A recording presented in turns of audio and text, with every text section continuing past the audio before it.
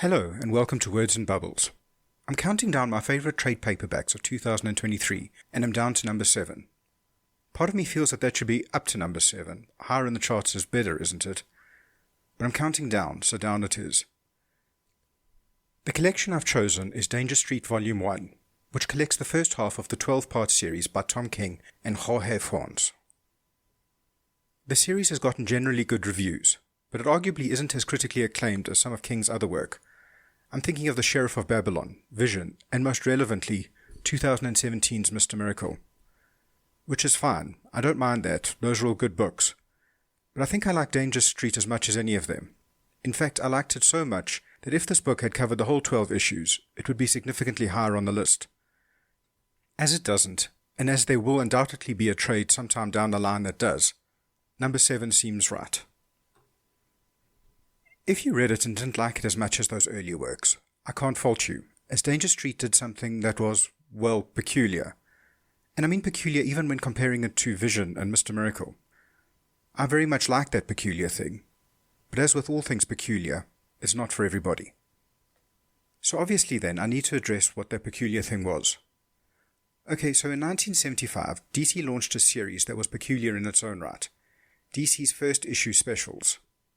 The concept was that each issue would be the first issue of a new ongoing series, except that it wouldn't, as there wouldn't be any ongoing series. So each issue was the first issue of a series that never was. See, peculiar. But it did make sense to do something like this, because who doesn't like first issues?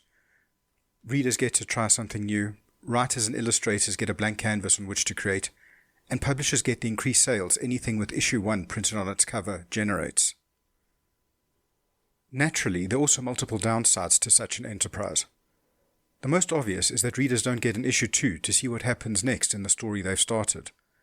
Less obvious, although still pretty obvious, is that the creative team behind one of these first issues wouldn't be as invested as they would in a genuine first issue.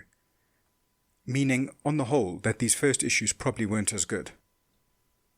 So it's perhaps unsurprising that the series lasted only 13 issues. Still, it introduced or reintroduced some notable characters. Granted, no Superman or Wonder Woman, but a few lesser heroes who have chugged along well enough. Okay, so back to Danger Street and what makes it peculiar. Tom King decided that it would be a good idea to write a story in which the main character or characters from each of those first issues would appear. I don't know if the idea was initially his, but at a minimum he agreed to do it. Now, having read those issues from the 70s, I can tell you that one of the primary reasons he agreed must have been the challenge involved, because this was never going to be a simple matter of putting 13 heroes in a super team, as the characters from these books do not belong in the same story. It's like writing a crossover between Conan and Richie Rich, but for which you need to find room for 11 other characters or sets of characters that have absolutely nothing to do with either Conan or Richie Rich. Quite frankly, it could have been a disaster. It should have been a disaster. And even though a small part of me wants to read that Conan Richie Rich crossover, it only does because of how bad something like that is bound to be. But it wasn't bad. Somehow King managed to write a story that was captivating even if you were to know nothing about its odd premise. Yes, some of it feels a bit Jungian, a bit like dream logic holds sway rather than anything solid and unyielding. But it's still cohesive, it's still rooted. It's just that those roots extend into the clouds instead of the ground. I'll get to how he manages to do that in a little while. First, I'd like to have a brief look at those 13 issues of first issue specials. Not that this is necessary for your enjoyment of Danger Street. I said before that it was captivating even if you know none of the history, and you already know more than that. Still, knowing a little more can only help your enjoyment of the book. Besides, a delve into this eccentric series will probably be fun. Okay, so issue 1 introduced Atlas. Not the Titan from Greek myth, who in the comics gives Shazam his strength. Instead, this is a giant hero who lived in ancient times, who was created by Jack Kirby. In this first appearance, he tracks down the human lizard warlord who killed his parents. So yes, very Conan. Strange thing is, I wasn't thinking of him when I made my Conan comparison, because Atlas struck me more as a Hercules figure. But who knows? This was the only issue, so Jack Kirby could have envisioned just about anything for him.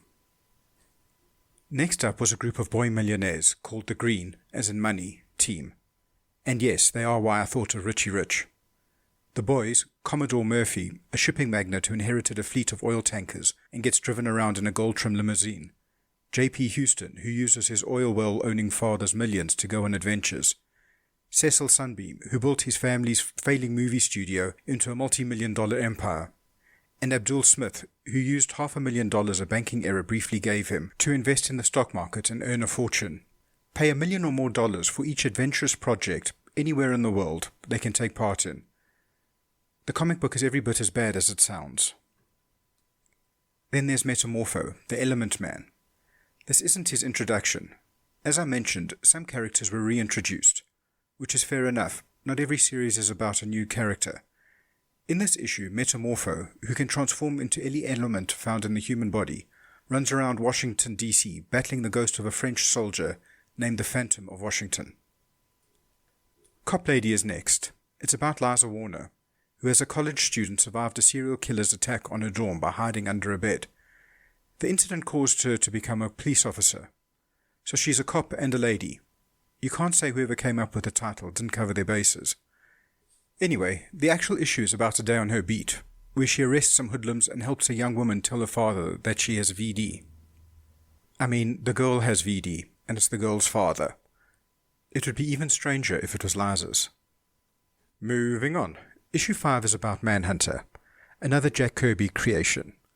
In this story, defense lawyer Mark Shaw joins the ancient Manhunter cult, which has as its goal the tracking of criminals that no law enforcement organization has the resources to find, so that he can get justice for one of his clients whom he failed in court.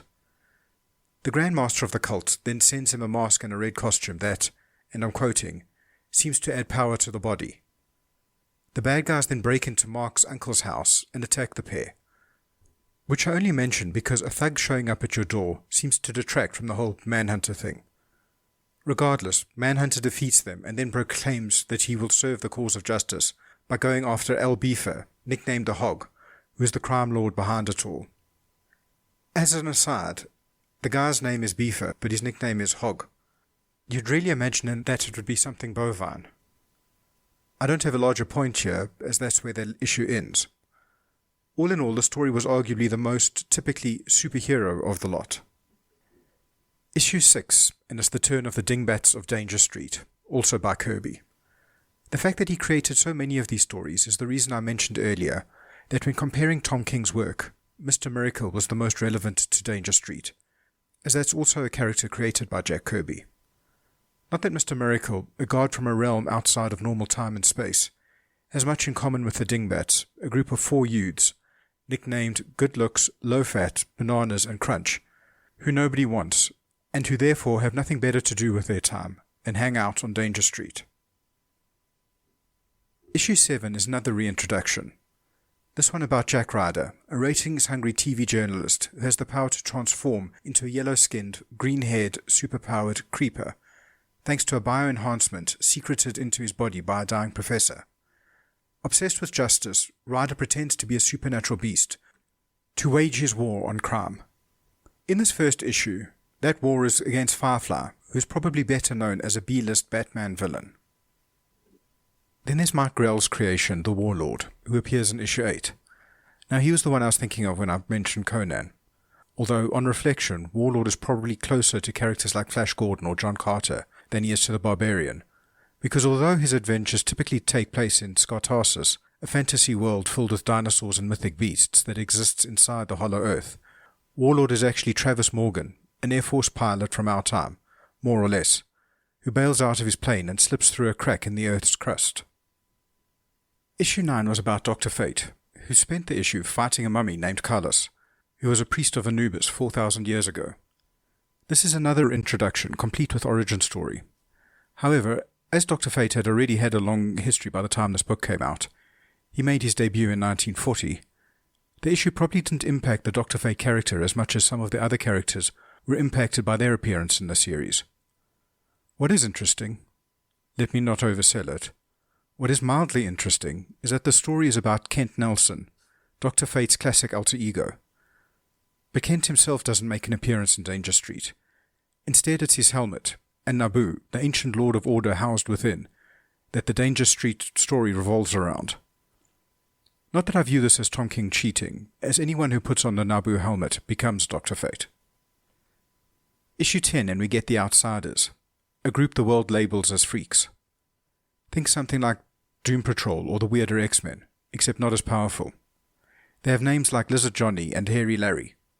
The most interesting is probably Dr. Good, an astronaut and world-renowned surgeon who becomes Doc Scary when the space rocket he's in crashes and the aliens who put him back together put him back looking like one of them instead of a human, because they have no idea what humans look like. You see, his face was too mangled for them to tell. We're introduced to Jonathan Drew next, in codename Assassin. Jonathan developed telekinetic and telepathic abilities when he participated in an experiment to test psionic abilities in university. Later, his sister, who raised him, was murdered in front of him, so Jonathan becomes a masked vigilante called Assassin to bring the murderers to justice. Something a little strange for a character called Assassin, in a comic book titled Codename Assassin, is that Jonathan doesn't actually kill anybody. The book actually goes out of its way to say that he doesn't, which I'm sure is because of the Comics Code Authority. But even assuming that's the reason, I still think, maybe, they should have chosen a different name. The penultimate issue features Starman. Not the original Starman, who was a member of the Justice Society. This is Mikhail Thomas, a blue-skinned alien who rebels against his race so that he can warn Earth his former people are about to attack. The issue attempts to carve a niche for itself by combining traditional science fiction with superheroes. As Mikhail looks very much like a traditional superhero, and as he has superpowers derived from a crystal he wears around his neck, I don't know whether this plan was successful. Finally, issue 13 and the return of one of Jack Kirby's greatest creations, the New Gods. In this issue, the war between the idyllic planet of New Genesis and hellish apocalypse continues. Specifically, Orion sets out to destroy his tyrannical father Darkseid, but discovers that he can't, as Darkseid has attuned his heartbeat to the rhythms of Earth's sun, and that if he dies, the sun will explode. So the stalemate between the two worlds continues. Okay, so that covers everyone who appears in the book, which means that it's back to the question of how Tom King managed to unite them all in one story. Part of the answer is that Danger Street was published under DC's Black Label imprint, which was designed for publishing edgier, more mature comic books than typical DC fare. Part of this is republishing things its Vertigo imprint originally released, things like Sandman, Sweet Tooth, and Why the Last Man.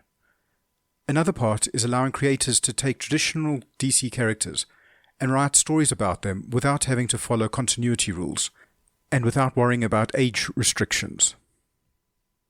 Danger Street falls into the second category, meaning King was freed from most of the baggage that normally comes with writing a comic book about existing characters. So if he wanted to portray the Green Team, those boy millionaires, as villains, he could. If he wanted to have Starman and Warlord be best friends, again, no problem. If he wanted to reinvent Jonathan Drew from codename Assassin, so that he not only actually assassinated people, but started doing so when he was a child, he was allowed. Possibly aiding in this modernization and reinterpretation is the fact that, even without King, these characters have gone through numerous updates in the last 4.5 decades. The Creeper became an Oni, a type of Japanese demon that possessed Jack Ryder, rather than having anything to do with a bioenhancement formula. Atlas was transported to our time so that he could battle Superman. The Manhunter became the leader of the terrorist Leviathan organization.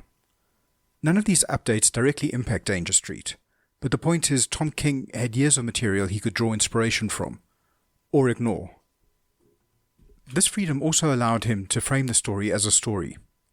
He introduces Nabu, that's the Lord of Order bonded to Dr. Fate's helmet, as a narrator, who tells us the story but phrases it as though it's about princes and princesses, knights and rogues, monsters and dragons, a fairy tale, a series of metaphors. And although we as readers can see, in reality, or more precisely the book's reality, which is pretty far removed from ours, neither Manhunter or Assassin are knights, and neither Warlord or Starman are princes, the description of them as such, the metaphor, even the hint of some deeper truth that those titles encapsulate who they really are, it all has an effect on the reader. It tells us that the story doesn't need to be logical in a real-world sense. It doesn't even need to abide to the much lower bar of comic book logic. No, all that it needs to do to make sense is follow the rules of fairy tales, of fables and children's stories. Here the bar is even lower. So King can tell a tale in which a kid named Low-Fat can help a god named Orion stop the sky from falling, and it all makes sense. It's a story after all, and not one of those stories that try to masquerade as the truth, so he can forgive it for being fantastic. It could also be that narration itself aids in making the impossible seem believable. I don't know how much merit this idea has, but it seems plausible that, in some small way, being told a story takes us back to our childhood, where we were much more accepting of the impossible. Also, the narration helps in the way that all narration helps. It lets us, the audience, know what's happening, which in such a convoluted book is not only appreciated, it's probably necessary. The flip side of that is the fact that it's narrated allows it to be convoluted enough to include storylines for all the DC first issue specials characters, while still being intelligible. Okay, so I've said a lot, but I haven't said anything about what the story is actually about. I won't go into detail here, mainly because with so many characters, there's so much detail that I could go into, but also because I don't want to give too much away. Basically, the story starts with three friends, Starman, Warlord, and Metamorpho, going out into the middle of nowhere with Dr. Fate's helmet, which Metamorpho bought by exchanging it for one of his arms, which he transformed into Diamond. I'm sure there's a "it cost an arm and a leg" joke in there somewhere, but I'm not prepared to look for it. The reason they're doing this is that they want to use the power of the helmet to summon and then bind Darkseid. They think, if they do that, they'll be welcomed into the Justice League. As one would imagine, things don't work out like this. Instead, their actions bring about two tragedies, neither of which involves an angry Darkseid. One is a disaster of a cosmic scale, the other is a much smaller, more intimate heartbreak. Together they spark a number of storylines propelled by the desire to fix these wrongs, which interweave and bounce off each other. So there we have it, Danger Street, ambitious, fascinating, enigmatic, in part surreal, probably divisive, and definitely peculiar. Okay, so that covers everything I wanted to say about Danger Street Volume 1. Everything that I can remember at the moment anyway. Thanks for watching, I hope you come back again, and goodbye.